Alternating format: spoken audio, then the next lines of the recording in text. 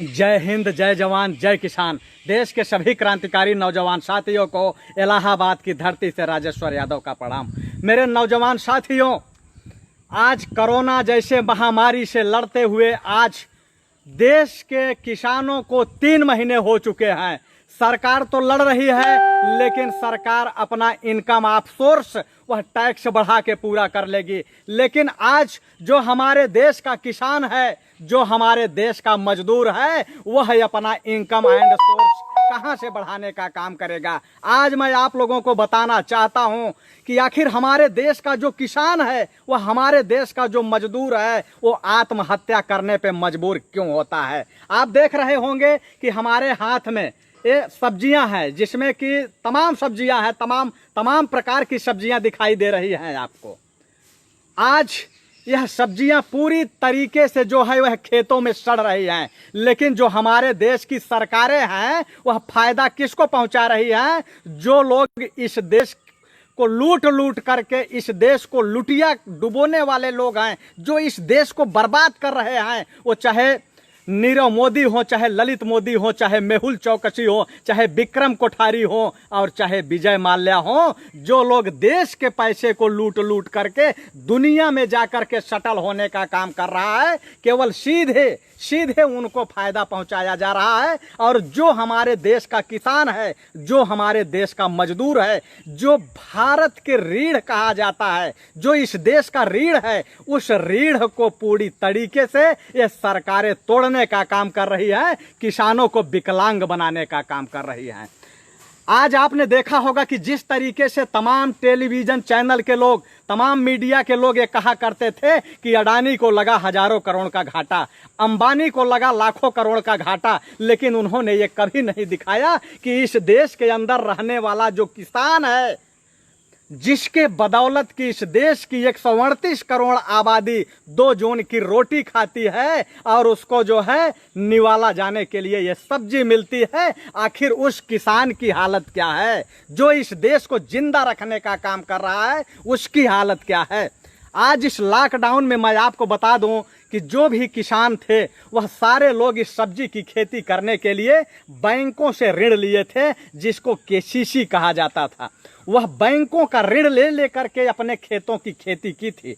उनको ये आशा थी, उम्मीद थी कि हमारी सब्जी का रेट सही मिलेगा, और जब हमारे सब्जी का रेट सही मिलेगा तो उसको हम बेचेंगे, और उसको बेच करके आने वाले समय में जब जुलाई आएगा तो उस जुलाई में अपने बच्चों की फीस जमा करेंगे, उस जुलाई में बच्चों का नाम लिखवाएंगे, बच्चों के लिए कापी खरीदेंगे, उनके लिए कपड़े खरीदेंगे, और गर्मियों में जो रिश्तेदारों के यहाँ शादियाँ पड़ी होंगी, उनकी शादियों में जाएंगे, कुछ मदद करेंगे, ताकि आने वाले समय में हमारी मदद हो।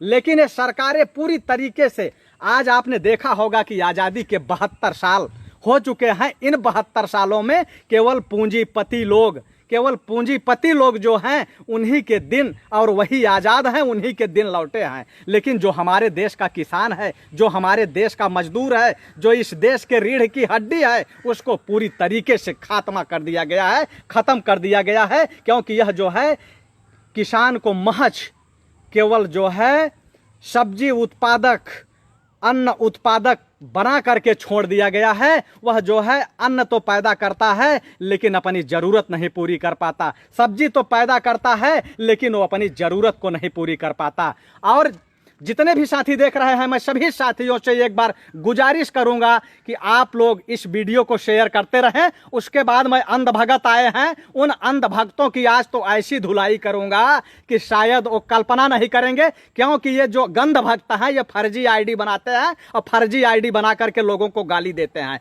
तो अभी गाली हम इनको घुसा देंगे ऐसी जगह कि इतना दर्द होगा कि यहाँ शायद दिखाई नहीं पड़ेंगे। जितने भी साथी देख रहे हैं, सभी साथियों से मेरी गुजारिश है कि आप लोग इस वीडियो को शेयर करते रहें, ग्रुपों में शेयर करें, इनवाइट करें, और मैसेंजर में जाकर लोगों को मैसेज करें, ताकि लोग अधिक से अधिक जुड़ते रहें। और आप लोग 1000 लोगों को जैसे ही जोड़ लेंगे, वैसे मैं आक्रामक तरीके से इन अंधभक्तों की तो ऐसी हड्डी पतली तोड़ूंगा कि ये यहाँ दिखाई नहीं पड़ेंगे। ये क्या बोलते हैं कि जयचंद हो, ये जयचंद बोलते हैं, इनसे पूछो जरा सा कि जयचंद की पैदाइश किसके कुल और खानदान में हुई थी। जो इस देश को गुलामी की जंजीरों में जकड़वाने वाला जयचंद था, वह जयचंद पैदाइश किसकी था? वो हराम का पैदाइश इन्हीं लोगों के पीढ़ियों में था और इन्हीं लोगों के पूर्वजों में था और इन्हीं लोगों की पूर्वज है वो। आज अपने को ये देशभक्त बता रहे हैं और इस देश को गुलामी में, ये जो सच्चे देशभक्त अपने को सच्चे देशभक्त बताते हैं, ये उनकी औलादे हैं जो मुगलों के यहाँ बिस्तर गर्म करने का काम करते थे, अंग्रेजों के यहाँ पत्तल उठाने का काम करते थे, अंग्रेजों की चाटुकारिता करते थे। वही लोग आज यहाँ देशभक्ति का प्रमाण पत्र लेके आए हैं। और रही बात हमारे देशभक्ति के प्रमाण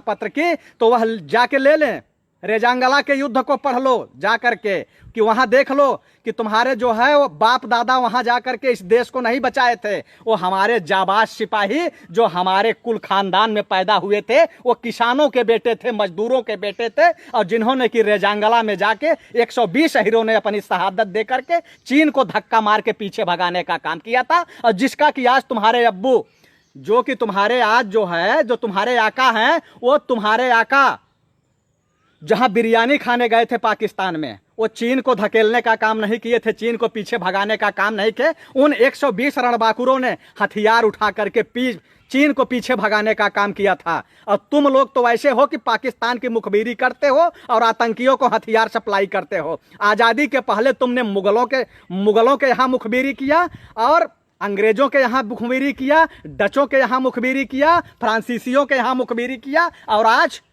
आज जिसकी सत्ता होती है उसके यहाँ तुम अपनी इज्जत को नीलाम करते हो। जिसकी सत्ता रहती है उसके यहाँ इज्जत नीलाम करते हो और बताते हो कहानी। और हम लोग मुद्दे पे आते हैं, क्योंकि 1000 लोग जुड़ चुके हैं और जितने भी साथी हैं, मैं इन 1000 साथियों से कहूँगा कि आप लोगों को जोड़ते रहें। अगर आप लोग लगातार लोगों को जोड़ते रहेंगे, लगातार जब लोग जुड़ते रहेंगे तो फिर मजा आएगा। ये अंधभक्तों के भी जो है अंधभगत अपने आप निकल लेंगे।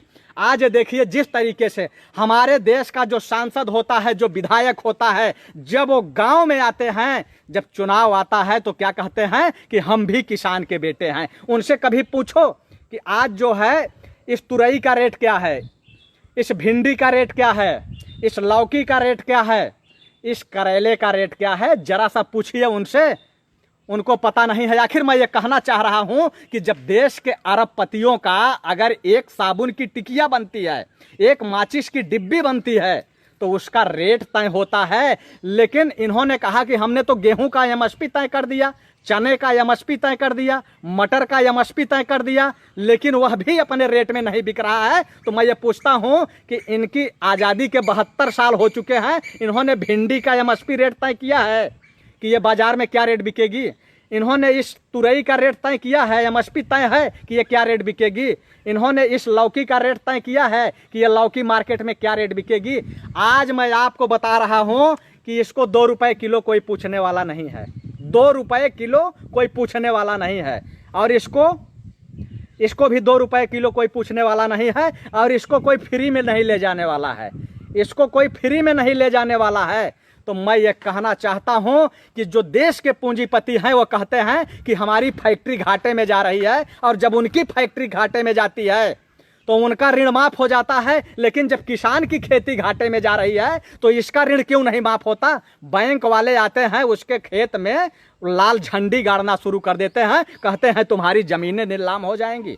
मैं ये कहना चाहता हूं कि जितने भी किसान साथी हैं, अगर आप किसान के बेटे हैं, अगर आप किसान के बेटे हैं, सच्चे किसान के बेटे हैं, तो आप इस वीडियो को शेयर करिए, ग्रुपों में शेयर करिए और अपने अपने टाइमलाइन पे शेयर करिए। और अगर आप किसान के बेटे नहीं हैं, आप अंधभक्त हैं और पूंजीपतियों के दलाल हैं, चाटुकार हैं, तो आप वीडियो मत शेयर कीजिए। लेकिन अगर आप किसानों के बेटे हैं, क्रांतिकारियों के बेटे हैं, मजदूरों के बेटे हैं, और अगर आपके खेत में अगर पैदा होती है, तो आप इस वीडियो को शेयर करते रहिए।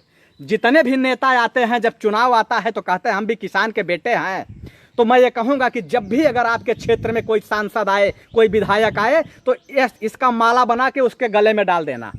और जब इसका माला बना के आप उसके गले में डालोगे, तब उसको पता चलेगा कि आखिर ये सब्जी का रेट नहीं है, इसलिए हमारे गले में माला डाल रहा है। और जब भी गांव में आएगा तो संसद में जाएगा तो सब्जी की आवाज़ जरूर उठाएगा। एक किसानों की बात जरूर करेगा संसद में कि सब्जी का भी एमएसपी रेट तय होना चाहिए। आखिर अगर माचिस के डिब्बी का रेट तय होता है, साबुन की टिकिया का रेट तय होता है, पान बीड़ी मसाले का रेट तय होता है, तो ये सब्जी का एमएसपी क्यों नहीं तय किया जा रहा है? इस सब्जी का एमएसपी क्यों नहीं तय किया जा रहा है? इसलिए नहीं तय किया जा रहा है कि किसान अगर मरता रहेगा, मजदूर मरता रहेगा, तो वो चुनाव के समय हमारा झंडा और डंडा उठाता रहेगा। इसलिए ये किसानों को पीड़ा पहुंचाई जा रही है। आज किसानों की क्या स्थिति है? अगर जिस दिन बारिश होगी, जिस दिन किसान के यहाँ बारिश होगी, उस दिन उसके खेत में जब ट्रैक्टर चलेगा तो ट्रैक्टर के जुताई का उधार, बीज वाले का उधार, खाद वाले का उधार, सिंचाई का उधार, बच्चों की फीस स्कूल में उधार, डॉक्टर अगर दवा कर दिया तो दवा का पैसा उधार, यानी सारा काम किसान का उधारी चलता है, सारा काम किसान का उधारी चलता है। और बैंक का ऋण जो है वो ऊपर से रहता है, और इधर जो गांव में कर्जा हो जाता है वो ऊपर से हो जाता है। लेकिन उसके बावजूद अगर जरा सी बाढ़ आई तो किसान की फसल ले गई, जरा सा सूखा पड़ा तो किसान की फसल ले गया, लेकिन उसका ऋण कभी माफ नहीं होता। और यही जो पूंजीपति हैं, अगर उनकी फैक्ट्री घाटे में चली गई तो वो ताला लगा के चाबी बैंक के पास फेंक देते हैं कि अपना चला लो, हमसे तो नहीं चलता, तुम अपना चला लो। अब वो उसका नीलाम क्या करेंगे? लेकिन किसान का जो पुश्तैनी जमीन है वह छीन लेंगे, और छीन के जो है अडानी और अंबानी को देंगे। मैं आपको बताना चाहता हूं कि यही देश के विजय माल्या, नीरव मोदी, ललित मोदी, मेहुल चौकसी, विक्रम कोठारी, ये चोर डकैत जो कि 10-10 हजार करोड़ रुपए इनके नाम इनके बकाया था, लेकिन क्या बैंक में कभी इनकी लिस्ट चिपकी? क्या कभी इनकी लिस्ट नहीं लगी बैंक में कि इतने बड़े ये बकायेदार हैं? लिस्ट तो तब लगी जब ये विदेश भाग गए। लेकिन किसान जब 20,000 रुपए का कर्जा लेता है और नहीं जमा कर पाता तो 2 साल बाद उसकी लिस्ट टंग जाती है बैंक में कि ये फला बड़ा बकायेदार है। 1.5 लाख 2 लाख का बकायेदार बहुत बड़ा बकायेदार दिखाया जाता है, और पूरी तहसील में उसकी बेइज्जत की जाती है कि ये सबसे बड़ा बकायेदार है, इतना इसका लोन है और ये भर नहीं पा रहा है। लेकिन यही विजय माल्या, ललित मोदी, मेहुल चौकसी, उसका जो है ये लिस्ट नहीं लगाएंगे। अगर उसका लिस्ट लगाएंगे ना तो इनके पिछवाड़े में वो बांस घुसा देंगे। इनकी औकात, इनकी हैसियत है, ये इसलिए लिस्ट नहीं लगाएंगे कि उसके यहाँ ये कुत्तों की तरह जाके चापलूसी करते हैं, चाटुकारी करते हैं, चाहे बैंक वाले हों और चाहे इस देश के सांसद हों, चाहे विधायक हों। आज यही स्थिति है कि 6 साल में हमारे देश के प्रधानमंत्री की साख इतनी गिर गई कि देश का किसान, देश का बेरोजगार, देश का नौजवान जो है अभद्र भाषा का प्रयोग कर रहा है, और प्रधानमंत्री को सुप्रीम कोर्ट का सहारा लेना पड़ रहा है। सुप्रीम कोर्ट कह रहे हैं कि प्रधानमंत्री का जो है सम्मान करो।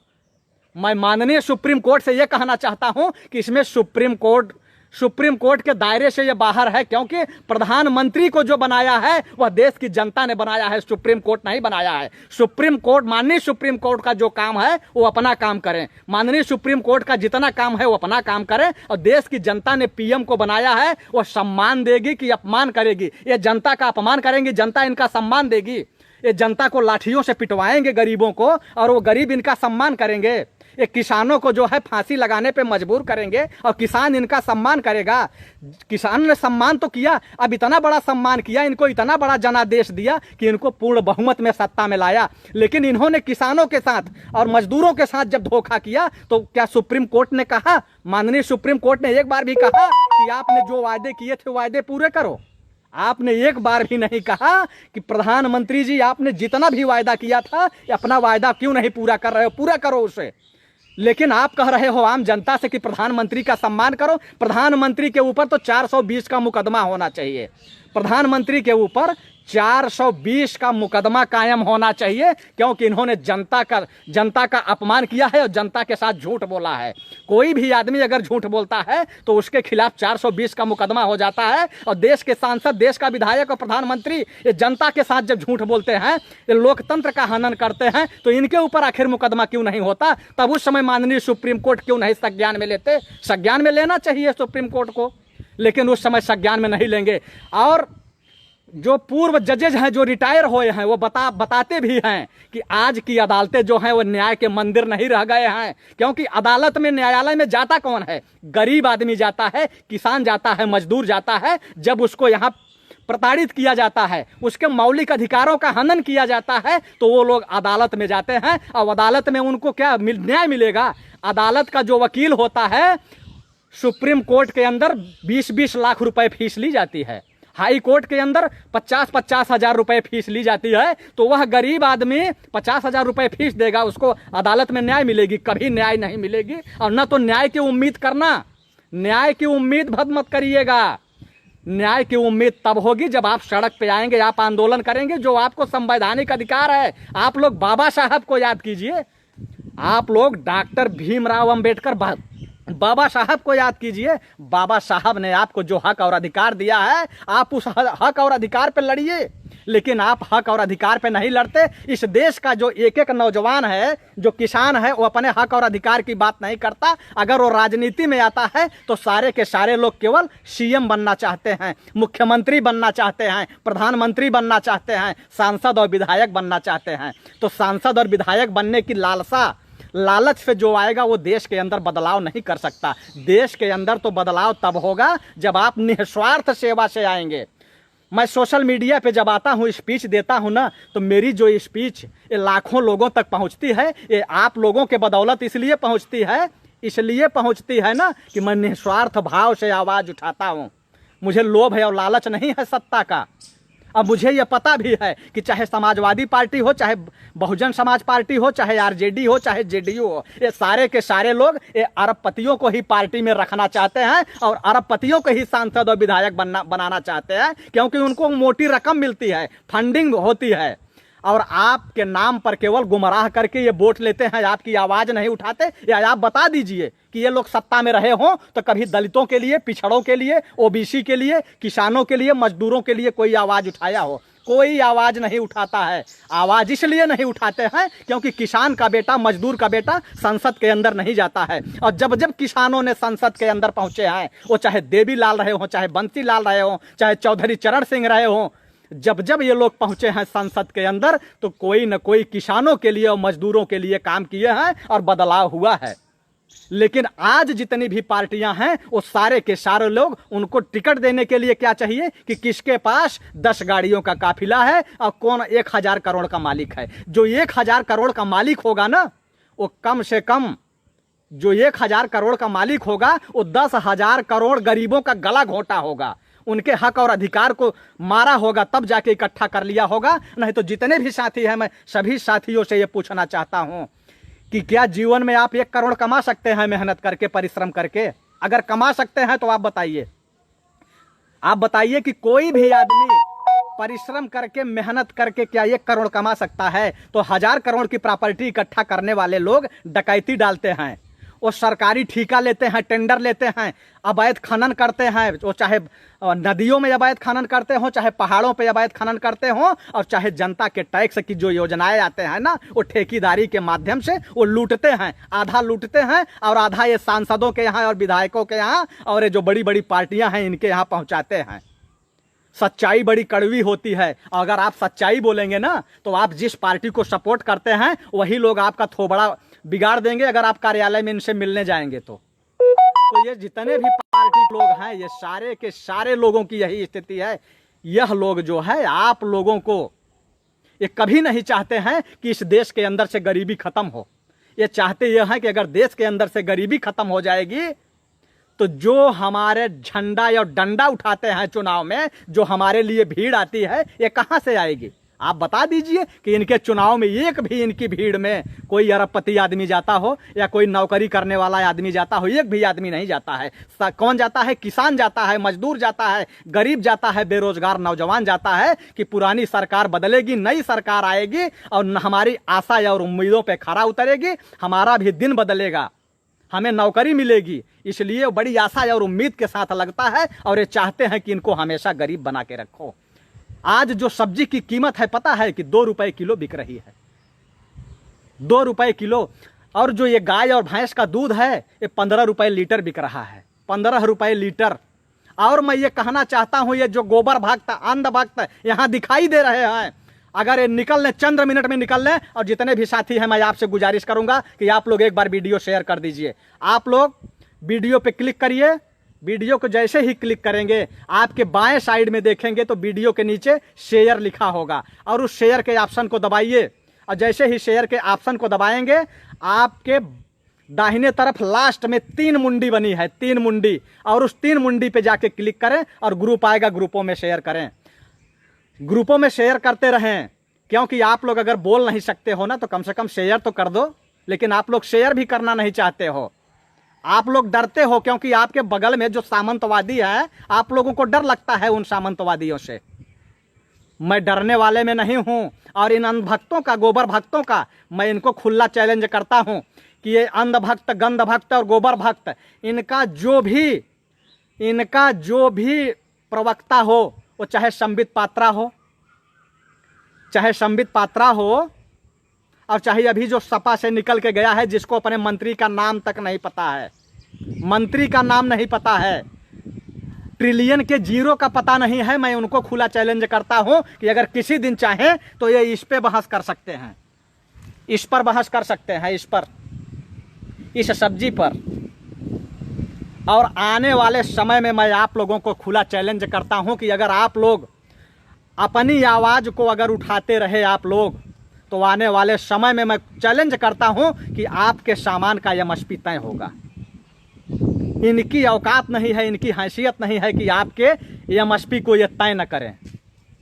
लेकिन आप लोग अगर मुर्दों की तरह पड़े रहोगे, आप बोलोगे नहीं, तो आप तो जो है गूंगे हो ही, लेकिन आपकी आने वाली जो पीढ़ी है ना, वह आने वाली पीढ़ी कई साल तक वह बोल नहीं पाएगी और मूक बधिर पैदा होंगे, गूंगे पैदा होंगे और विकलांग पैदा होंगे। इसलिए मैं आप लोगों से कह रहा हूं, और अंध भक्त, गंध भक्त और गोबर भक्त यहाँ से निकल लें। ये 90 पैसे में कमेंट करते हैं, कितने में? मात्र 90 पैसे में। और अगर इनको दर्द होता है किसानों से, मजदूरों से, दलित वंचित शोषित समाज से, तो मैं ये कहूँगा कि आप जितने भी साथी देख रहे हैं, मैं सभी साथियों से कहूँगा कि आने वाले समय में आप लोग कभी भी किसी भी मंदिर में अगर जाएं तो वहां फूल चढ़ा के वापस आना, वहां 10 रुपए चढ़ाने की कोशिश मत करना, क्योंकि जब आप वहां 10 रुपए चढ़ाते हो तो उस मंदिर में बैठा हुआ पुजारी काजू खाता है, पिस्ता खाता है, बादाम खाता है और वहां आने वाली महिलाओं का शोषण करने का काम करता है और शोषण करता है। वह बलात्कारी बन जाता है और जब बलात्कारी बन जाता है तो ये भारतीय जनता पार्टी के लोग तिरंगा झंडा लेकर के वहां खड़े होते हैं और उसको बचाने का काम करते हैं और कहते हैं कि जय हिंदू, तब जय हिंदू कहते हैं। और आपको तो कभी हिंदू ये मानते ही नहीं है, आपको हिंदू कहां से मानेंगे? आपको हिंदू मानते हैं केवल मंदिर में चढ़ावा चढ़ाने के लिए, और जिस दिन आप मंदिर में केवल फूल चढ़ाने का काम करेंगे ना, आने वाले समय में ये मंदिरों से सारे पुजारी निकल जाएंगे। ये मंदिर में एक भी पुजारी नहीं मिलेगा आपको, केवल आप अगर पैसा चढ़ाना बंद कर दीजिए। लेकिन आप जाओगे पैसा चढ़ाओगे तो वहाँ पुजारियों की तो लाइन लगी रहेगी ना, और वो आपको क्या बताएंगे कि तुम गरीब इसलिए हो कि तुम्हारे पूर्व कर्मों का जो पूर्व कर्म है ना, वो तुम्हारा पूर्व कर्म ठीक नहीं है। तुमने पूर्व जन्म में जो कर्म किया था ना, वो तुम्हारा वो कर्म ठीक नहीं है। ये कहेंगे कि तुम्हारा बाप दादा कभी पूजा पाठ तो करवाया नहीं, घर में कभी यज्ञ हवन तो कराया नहीं, इसलिए तुम्हारे यहाँ गरीबी है। मैं ये पूछता हूँ कि ये झोला लेकर के पूरे दिन आपको पाखंड में कथा सुनाते हैं, पूजा कराते हैं, आखिर ये क्यों नहीं अमीर हो जाते? ये क्यों गरीबी का जीवन जी रहे हैं?